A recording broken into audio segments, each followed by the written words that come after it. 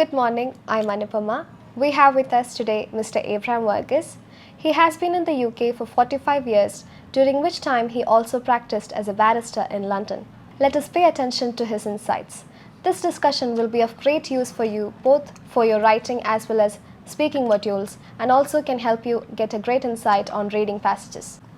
Sir, which one do you think is better, co-education or single-gender education? Well, I think it'd be very unfair for me to really argue the point, because I was brought up in a co-educational institute and in Lawrence School, Lovedale, OT. And there is nothing more lovely than having women or girls, boys mix and learn about life together. When you are teaching single gender children, there is always something missing immediately. That is the other view. That is the other side. After all, what are you preparing life yourself for? You're preparing to also, in the course of it, to meet a girl or meet a boy and set up a family and so on. So what is wrong with that if you start them at the early age of knowing how to respect, how to acknowledge, how not to belittle, how to love and care for them? Okay? Don't we have brothers and sisters at home? Yes. Are they kept separate? No. Then why should we keep children separate? Okay?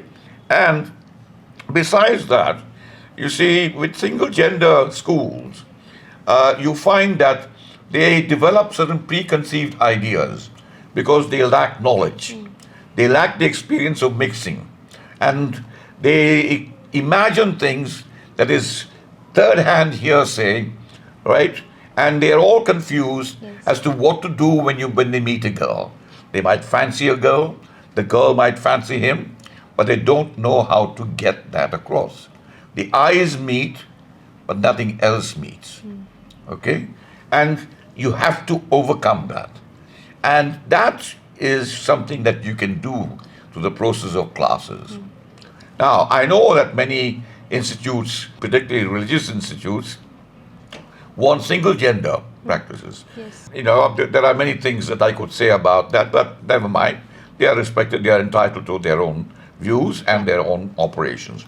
But in my class, I insist that there be a mix of the girls and boys, okay, so that they know how to manage to have manners with each other. They know how to exchange ideas and to help each other. And even if it's for 1.5 hours, that 1.5 hours helps them to start up a relationship. Yes. Okay? So that you can say hello to somebody. Okay? At least go up and talk. Okay? And again, there are outdated ideas in society, especially with parents who are close-minded. Okay? And those who sadly do not know the advantage of a mixed education, who hold these views. I don't blame them. I don't blame them one bit, because that is the way they were taught.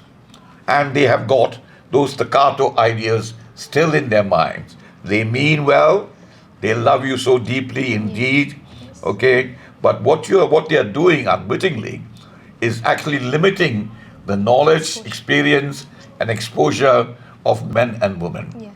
Okay? And when we study more of each other, and when we are actually together, we begin to understand each other more.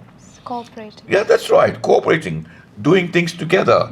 Because after all, life, when you are married, is that. She is nobody else but your partner. You are nobody else but her partner. And as a partnership, you are both equal. Okay? And that gender equality is something that is manifest in co-educational institutes more than in single gender institutes. Okay. All right. So how does the technology influence youth? Oh, that's difficult to say. I suppose during my time, technology was of a minimum level. And so the radio was a great piece of invention. So was the telephone. So were lights and many other things. But you can see today how lots of these things are taken for granted because they are everywhere and most available. And they have helped us improve the standard of our lives and improve the standard of our living and improve the standards of communication, and a whole variety of improvements have been brought about by technology. Now, technology includes also medicine. For example, there are so many inventions taking place. At one time, when people felt sick, some types of sicknesses meant that the doctor will say, I don't think we've got much scope over here. Today, those same people come out of hospital in 2 days. Yes. Okay. Operations. Our old texts tell us how to do operations. It's been passed on for generations after generations. But now we have advanced technically, okay, so much so that it is available to a lot more people. Okay. And when we look at technology, we know that it's unlikely to be over. In some, who knows, instead of the wheel, somebody might invent something that is equally good as the wheel, or maybe better, and maybe cheaper, and maybe more usable than what the wheel has been. So there is every possibility with it.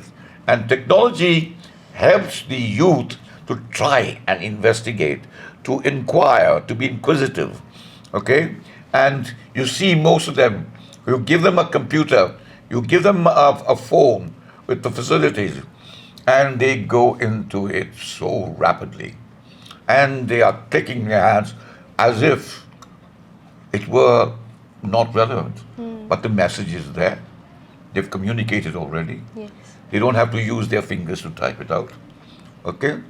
But they become very dexterous, very skillful. And they know when to do. If there's a problem in the phone, they know how to correct it. Yes. Okay? And all these parts that make up that knowledge that youngsters have through technology is extremely beneficial to the world and to our own respective countries. Okay. All right? Okay. Thank you, sir.